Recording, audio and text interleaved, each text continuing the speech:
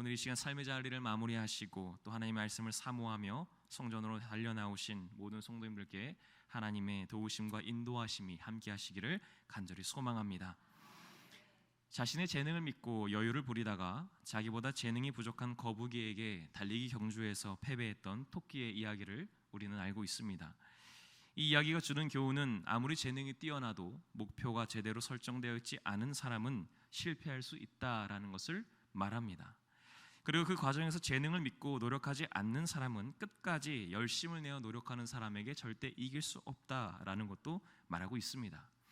그런데 이 이야기는 오늘날에 와서 또 다른 결말로 마무리되기도 합니다.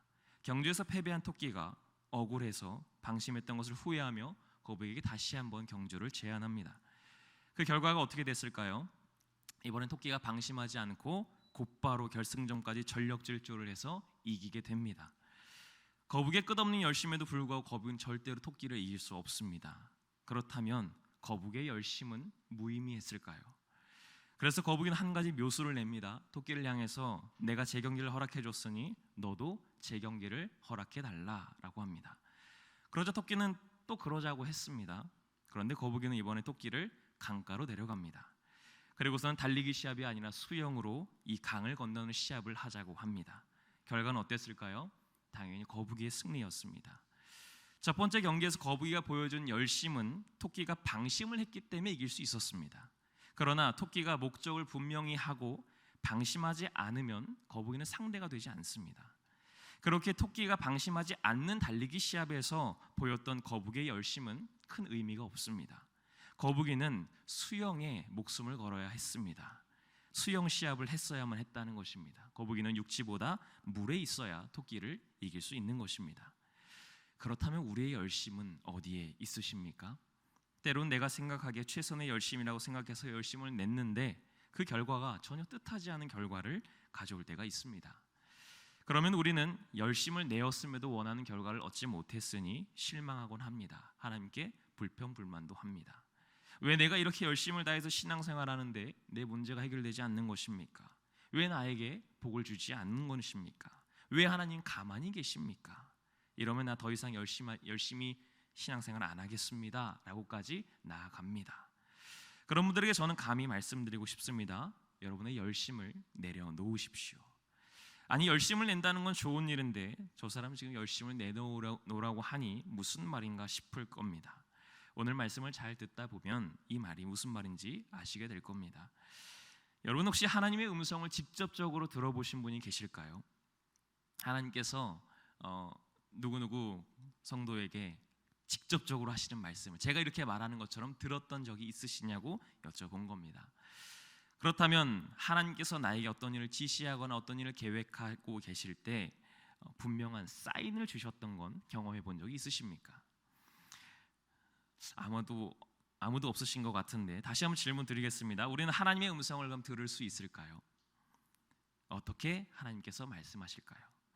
영화에서처럼 막 천둥이 치고 하늘이 갈라지고 웅장한 목소리로 막 쩌렁쩌렁 말씀하시는데 나만 스포트라이트를 딱 비춰주면서 다른 사람은 다 듣지 못하고 나만 듣는 그런 상황이 펼쳐지게 되는 것일까요? 아니면 속삭이듯이 광야로 나를 이끌어 가셔서 하나님께서 조용한 주변 가운데 말씀하실까요? 결론부터 말씀드리자면 우리는 하나님의 음성을 들을 수 있습니다. 그럼에도 우리가 하나님의 음성을 분명하게 들을 수 없는 이유도 있습니다. 우리가 하나님의 음성을 들을 수 없는 이유가 세 가지가 있습니다. 그 세 가지를 먼저 살펴보고 하나님의 음성을 들을 수 있는 방법은 뭔지도 우리가 함께 나눠보려고 합니다. 우리가 하나님의 음성을 들을 수 없는 첫 번째 이유는 나의 열심이 너무 강하기 때문입니다. 하나님의 음성을 듣는 것을 방해하는 가장 큰 이유가 내 열심 때문이라는 것입니다. 역설적이죠. 나는 열심을 들여서 하나님을 찾았는데 그 열심 때문에 내가 하나님의 음성을 들을 수 없다는 것입니다. 앞서 말했던 토끼와 거북이 이야기처럼 열심을 가지고 하는 일은 분명 좋은 일입니다. 때로는 그 좋은 열심을 어디에 두느냐에 따라서 그 결과가 달라지는데 우리가 예측하지 못하는 방향으로 흘러갈 수 있다는 것입니다. 제가 어렸을 때 어머니를 기쁘게 해드리고 싶어서 설거지를 몰래 한 적이 있었습니다. 부모님이 교회에 갔다 오시기 전에 제가 설거지를 몰래 했습니다. 본 게 있어서 그냥 물로 닦으면 되는 줄 알았습니다. 그래서 물로 열심히 닦아가지고 다 걸어놨습니다. 부모님 와서 이제 제가 설거지했다는 걸 말하지 않고 가만히 있었습니다. 그걸 먼저 알아차려 주길 기다렸고 우리 아들이 이거 설거지했네라는 그 말을 듣고 싶어서 방에 틀어박혀서 그냥 가만히 있었습니다. 그런데 어머니의 반응이 약간 이상합니다. 아들이 일로 와볼래? 라고 하는 거였습니다. 아들이 설거지했니? 라고 했을 때 설거지했다고, 그 말은 잘했다고 칭찬해달라는 거였습니다. 그런데 우리 아들 너무 수고했는데 앞으로 안 해도 된단다 라고 하셨습니다.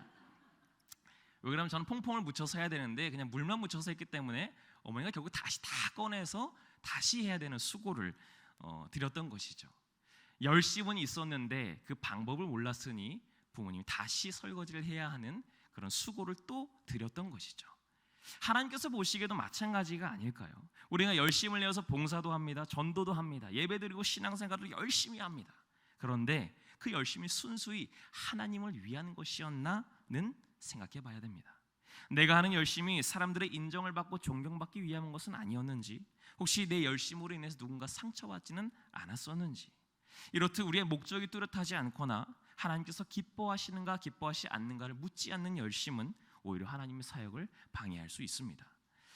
하나님의 음성을 들을 수 없는 두 번째 이유가 있습니다. 내 열심이 순종을 앞서기 때문입니다. 사무엘상 3장 1절을 보면요, 그 당시에는 하나님의 말씀이 희귀하여 이상이 흔히 보이지 않았다라고 기록합니다. 이 말은 하나님의 음성을 들을 수 있는 사람이 거의 없었다라는 뜻입니다. 그럼에도 사무엘은 하나님의 음성을 너무나 분명하게 듣습니다. 사무엘아, 사무엘아. 어린 사무엘이 하나님의 음성을 들었을 때 엘리 제사장이 부른 줄 알고 엘리 제사장이 갔습니다. 주 부르셨어요. 그런데 엘리는 부르지 않았다고 하고 돌려보냅니다. 이 일이 두 번이나 더 반복되었습니다. 엘리는 심상치 않음을 느낍니다. 사무엘에게 말했습니다. 만약 하나님이 다시 한번 너를 부르는 것 같다면 하나님 말씀하세요. 주의 종이 듣겠습니다 라고 대답해 라고 말했습니다. 하나님의 말씀이 희귀했던 그 시기에 어린 사무엘이 하나님의 음성을 분명하게 들을 수 있었던 이유는 사무엘이 자기의 열심보다 하나님께 순종하는 마음이 더 컸기 때문이었습니다. 하나님께서 말씀하시면 듣겠습니다라는 건 그냥 듣는 것으로 끝나는 것이 아닙니다. 하나님 어떤 말씀 하시든지 내 뜻이 들어가지 않겠습니다. 내 해석이 들어가지 않겠습니다. 하나님의 말씀 그대로 순종하겠습니다 라는 뜻이 되기 때문입니다. 하나님의 음성을 들을 수 없는 마지막 이유는 하나님의 음성에 대한 오해 때문입니다. 아까도 말했지만 우리는 하나님의 음성을 듣는 것이 마치 산신령이 나와서 이야기하는 것처럼 생각하는 경우가 있습니다. 그러나 아주 특별한 경우를 제외하고서는 하나님의 음성을 귀로 직접 듣는 사람은 거의 없습니다. 구약시대에 하나님께서는 직접 말씀하시긴 하셨습니다. 여러 징조를 통해서 말씀하기도 하셨습니다. 사사나 선지자들을 통해 말씀하기도 하셨습니다. 예수님 시대에는 예수님의 말씀이 곧 하나님의 말씀이었습니다. 부활 승천하신 이후에는 성령님을 우리에게 보내셔서 말씀하셨습니다. 그리고 오늘날에는 목회자를 통해 말씀하시든 성도를 통해 말씀하시든 때로는 미디어를, 심지어는 우리의 자녀들과 손주들을 통해서도 듣게 하실 때가 있습니다. 그러나 분명한 것은 내 마음에서 우러나오는 모든 생각과 타인들의 말, 그리고 미디어를 통해 주는 그 말씀이 100% 성령님께서 주시는 생각은 아니라는 것입니다. 그렇다면 그게 성령님이 주시는 음성인지 내 마음의 소원에 이끌리는 대로 들리는 음성인지는 어떻게 구분할까요? 우리는 하나님의 사인을 어떻게 분별할 수 있을까요? 이제부터 그 방법을 알려드리고자 합니다. 하나님의 사인 원칙 첫 번째는 그것이 성경적인가를 확인해 봐야 합니다. 우리가 고민하는 어떤 일이든 무언가를 결정하는, 그것을 중대한 결정을 해야 하는 일 가운데 지혜를 구할 때이든 가장 좋은 기준이 되는 건 성경입니다. 하나님의 말씀입니다. 그렇다고 해서 마치 성경을 막 타로카드 보듯이 점괘 보듯이 보는 건 아닙니다. 아무렇게 그냥 펼쳐서 나오는 구절이 지금 내게 하는 말씀이구나 생각하는 거 아닙니다. 하나님 이번에 우리 아이가 대학에 가려고 하는데 대학에 붙을까요? 지원하면 붙을까요? 시험에 통과할까요? 취업이 될까요? 막 성경 찾아봤습니다. 성경에 나온 말씀이 전도자가 이르되 헛되고 헛되며 헛되고 헛되니 모든 것이 헛되도다라고 하면 어떻게 반응하시겠습니까? 하나님 이 사업이 잘 될까요? 이 사업장 열어야 될까요? 말아야 될까요? 또 성경 폈습니다. 다 이와 같이 망하리라. 이런 말씀 나오면 어떻게 생각하시겠습니까? 우리 교회도 하는지는 제가 잘 모르겠는데 송구영 신예배 드리면 드린 후에 올해 내게 주신 하나님의 말씀 카드를 뽑는 시간이 교회마다 있는 교회가 있습니다. 그런데 가끔 보면 어떤 성도님들은 내가 마음에 들지 않는다고 해서 다시 넣고 섞어서 뽑습니다. 그러나 올해 내게 주신 말씀이라는 건 올해 계획하고 고민하고 있는 일에 대해서 명쾌한 해답이 들어있을 수도 있지만 지금 당장은 그 말씀의 뜻이 이해가 되지 않을 수도 있는 게 분명합니다.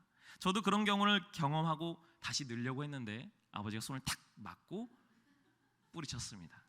그리고 연말 돼서 다시 한번 그 말씀 가다 봐라 하면 순종했더니 정말 그 말씀대로 이루어지는 사실을 너무나 많이 경험하게 됐습니다. 그러니까 성경적인지 확인해 봐야 한다는 건 성경을 마치 점괘 보듯이 보라는 게 아니라 매일같이 성경을 읽고 보고 듣는 중에 주신 하나님의 말씀, 그 메시지에 주목해 보라는 것입니다. 히브리서 4장 12절은 말합니다. 하나님의 말씀은 살아있고 활력이 있어 좌우의 날선 어떤 검보다도 예리하여 혼과 영과 및 관절과 골수를 찔러 쪼개기까지 하여 우리의 마음의 생각과 뜻을 판단하나니. 하나님의 말씀은 혼과 영과 관절과 골수를 찔러 쪼갠다고 말합니다. 여기서 혼은 우리의 자아를 말합니다. 영은 성령의 생각을 말합니다. 관절과 골수는 육의 생각, 우리 마귀가 주는 생각의 통로를 말합니다. 하나님의 말씀이 우리 안에 들어오면 우리의 생각을 쪼개게 되는데 이것이 생각이 분별된다는 것입니다. 하나님의 말씀을 통해서 우리의 생각이 성령님이 주시는 생각인지 내 안에 드는 생각인지 마귀의 생각인지를 알 수 있게 된다는 것입니다. 그렇기 때문에 하나님께서는 성경을 통해서 다양하게 말씀을 하시는데 우리는 의외로 말씀과 가까이 살고 있습니다. 매일 교구 목사님들이 공동체 성경 읽기 말씀과 묵상을 보내드리고 있습니다. 또한 새벽마다 목사님들과 전도사님의 말씀을 듣고 있습니다. 수요일마다, 금요일마다, 주일마다 또 말씀을 듣고 있습니다. 그렇게 말씀을 듣고 보고 읽는 중에 성령님께서 깨달음을 주실 때가 있습니다. 때로는 찬양을 통해서도 우리가 고백하도록 하실 때도 있습니다. 그 말씀과 찬양이 우리 안에 들어오게 되면 자연스럽게 생각이 분별되는데 그게 성령님이 주시는 생각이구나, 내 생각이구나를 분별할 수 있게 된다는 것입니다. 그렇기 때문에 하나님의 사인을 분별하는 첫 번째 기준으로 성경적인지 아닌지를 확인하려면 내가 얼마만큼 하나님의 말씀을 가까이 하고 살고 있는지를 점검해 보면 됩니다. 그렇게 되면 우리가 의도하지 않아도 늘 성경적인 기준을 가지고 살아가게 됩니다. 하나님의 쌓인 원칙 두 번째는 그것이 꾸준히 기도해 왔던 것인지를 점검해 보면 됩니다. 지금 내가 마주한 상황이나 결정해야 하는 길이 하나님의 사인인지를 알아차릴 수 있는 두 번째 원칙이 내가 그동안 꾸준히 기도해 왔던 것인가 확인해 보면 됩니다. 평소에 내가 이 문제를 가지고 얼마나 씨름하며 하나님께 묻고 또 물었는지를 점검하면 됩니다. 두세 번 기도한 것 가지고 하나님 왜 내 기도 안 들어주십니까? 라고 해도 큰 의미가 없습니다. 오늘 우리가 읽은 말씀은 아브라함이 자기 아들 이삭의 아내를 얻기 위해서 자기의 종을 보냈던 이야기입니다. 어느 날 아브라함이 믿을 만한 종을 불러서 미션을 하나 줍니다. 내가 내 친척이 사는 성에 가서 내 아들의 아내 될 만한 여자를 좀 데려와라 라는 거였습니다. 굉장히 어처구니 없고 말이 안 되는 미션입니다. 난생 처음 가는 땅에서 누가 될지도 모르는 그 주인의 아들의 아내 될 여자를 데려와야 하는데 심지어 그 여자가 따라올지 안 올지도 모르는 상황입니다. 그런데 이 종은 아브라함의 말에 일단 순종합니다. 그리고 그 가족에게 바칠 낙타 10마리를 끌고 길을 떠납니다. 12절 이후에 하나님께 기도하는 것이 내용이 나옵니다. 하나님, 오늘 제가 가는 그 길에서 내 주인의 아내 될 여자를 순조롭게 만나게 하여 주십시오. 그 성의 여인들이 물을 기르러 나올 텐데 그때 우물 옆에 제가 서 있겠습니다. 그러면 저한테 와서 물을 마시게 하고 내가 데려온 낙타들까지도 다 물을 마시게 하는 그 여자가 하나님께서 보내주신 여자라고 믿겠습니다 라는 기도였습니다. 그 주인의 그 종이라고, 사실 이 종의 기도 또한 터무니없는 기도였습니다. 중동 지역은 땅을 파면 물이 아니라 기름이 나오는 땅이기 때문에 깨끗한 물을 구한다는 게 굉장히 어렵습니다. 그렇기 때문에 깨끗한 물이 나오는 우물을 파게 되면 마을의 모든 사람들이 그 우물에 와서 물을 퍼가게 됩니다. 게다가 우물의 깊이도 최소 30m 이상이었기 때문에 그렇게 어렵게 구할 수 있는 물을 한 번도 보지 못한 남자에게 베풀 정도의 친절을 가진 여자, 그뿐만 아니라 낙타 10마리에게 물을 마시게 할 수 있는 친절을 베푸는 여자, 여간 쉬운 일이 아닙니다. 그런데 아브라함의 종의 기도가 놀랍게도 응답을 받게 됩니다. 아브라함의 친척 중에 리브가라고 하는 여자가 딱 기도한 대로 아브라함의 종에게 물을 마시게 했고 그가 끌고 온 낙타들에게 물을 마시게도 되겠습니까? 라고 물어봅니다. 아브라함의 종도 정말 간절하게 기도했겠지만 아브라함도 100세에 얻게 된 그 아들 이삭을 위해 얼마나 꾸준히 기도했겠습니까? 그 간절하면서도 꾸준히 계속된 기도가 그토록 원하던 그 아내를 맞이할 수 있는 길을 열도록 한 것이 아니었을까요? 제가 신방을 다니면서 기도 카드를 보면 대부분 기도 제목이 공통적으로 겹치는 게 많이 있습니다. 그 중에 가장 많은 게 인과 기도인데요. 자녀들의 기도를 위해, 자녀들의 믿음의 회복을 위해서 기도하는 성도님이 정말 많습니다. 그런데 수십 년 동안 그렇게 기도해 오셨는데 그 열매를 보지 못하고 돌아가신 분도 계시고, 혹은 그 믿음의 열매를 보고 계신 분도 있습니다. 그러나 저는 장담할 수 있는 것이 인과 기도는 100% 응답됩니다. 하나님께서 그 가정을 세우시고 그 가정의 믿음의 통로를 열어주시기 때문에 분명히 그 자녀들은 시간이 흐를 뿐, 시간이 걸릴 뿐 분명 하나님의 복음이 들어갈 줄로 믿습니다. 마지막 하나님의 쌓인 원칙 세 번째는 내가 조종할 수 없는 환경이어야 합니다. 아브라함의 종이 하나님께 기도한 대로 리브가가 나타난 그 상황은 그가 어떤 것도 조종할 수 없는 상황이었습니다. 어떤 여자가 처음 본 남자에게 물을 베풀고요, 그가 데리고 온 낙타 10마리까지 물을 마시도록 하는 수고를 감당하겠습니까? 게다가 하필 또 그 여자가 아브라함이 그토록 찾았던 아브라함의 친척의 딸이었습니다. 그런데 이것보다 더 놀라운 사실이 15절에 숨겨져 있습니다. 말을 마치기도 전에 리브가가 물동이를 어깨 메우고 나오니 그는 아브라함의 동생 나홀의 아내 밀가의 아들 부두엘의 소생이라. 이 아브라함의 종이 주인의 아들의 아내를 얻기 위해서 말도 안 되는 기도를 끝마치기도 전에 리브가가 나타난 것입니다. 아브라함의 고향으로 가서 리브가를 찾아와라라고 해도 모자랄 판에, 그것만 해도 한참 걸릴 일일 텐데 그 종은 기도를 마치기도 전에 리브가를 만나게 됩니다. 그는 아무것도 조정할 수 없는 상황이었지만 하나님께서 그를 만나게 하셨습니다. 사랑하는 성도 여러분, 저는 개인적으로 이 부분에서 가장 큰 은혜를 받았습니다. 하나님께서 역사하시려고 작정하시면 우리가 기도를 마치기도 전에 응답해 주신다. 아무리 부르짖어도 하나님의 때가 아니면 아닐 수 있지만 우리가 부르짖지 못하는 상황이 있다 할지라도 그것이 하나님의 때라면 반드시 이루어지는구나. 오늘 본문에 직접적으로 등장하지는 않았지만 지금 저와 이삭의 상황이 꽤 비슷한 상황이라고 참 은혜가 됐습니다. 그 아픔으로 인해 힘겨운 시기를 보내고는 있지만 내가 뭔가를 조정하려고 하고 내가 바라고 원하는 상황 때문에 늘 조급한 마음으로 기도한다고 해도 소용이 없겠구나. 늘 기도하고 하나님 말씀 의지하고 주어진 목회의 사명 묵묵히 감당하면서 조급하게 구하지 않으면 하나님의 때를 주시겠구나 라고 생각했습니다. 그래서 지금은 조급해하지 않으려고 노력하고 기다리는 중입니다. 그래서인지 모르겠지만 제가 예전에 참 많이 듣고 좋아했던 찬양이 하나 있었는데요, 축가로 부를 것도 아니었습니다. 근데 괜히 많이 들었던 찬양인데 이쉬가 이샤에게라는 찬양이 있습니다. 이쉬와 이샤는 히브리어인데요, 남자와 여자라는 뜻입니다. 그러니까 쉽게 말하면 남자가 여자에게 부르는 축가의 그 노래인데요, 아담이 하와를 만나게 된 스토리를 노랫말로 옮긴 것입니다. 근데 가사에는 또 여자가 남자에게 하는 고백도 있긴 있습니다. 그런데 예전에 그냥 멜로디가 좋아서 듣고 가사가 좋아서 들었는데요, 이제는 그 가사의 고백 한 줄 한 줄이 은혜가 됩니다. 그리고 제 상황이 그 가사의 고백을 따라갈 줄은 또 몰랐습니다. 그 가사의 첫 단락입니다. 그대를 기다리오 20살의 나는 주께 맡겼다오 사랑이란 내 선택을 이제 잠이 드오 주의 머리맡에 주께 드렸다오 설렘이란 내 감정도. 내가 조급해서 누군가를 만나는 게 아니라 사랑이란 선택도 주님께 맡기고 설렘이란 감정까지도 주님께 드렸다라는 고백을 통해 우리가 주님께 진정으로 맡기는 게 뭘까라는 걸 다시 한번 묵상해 보게 되었습니다.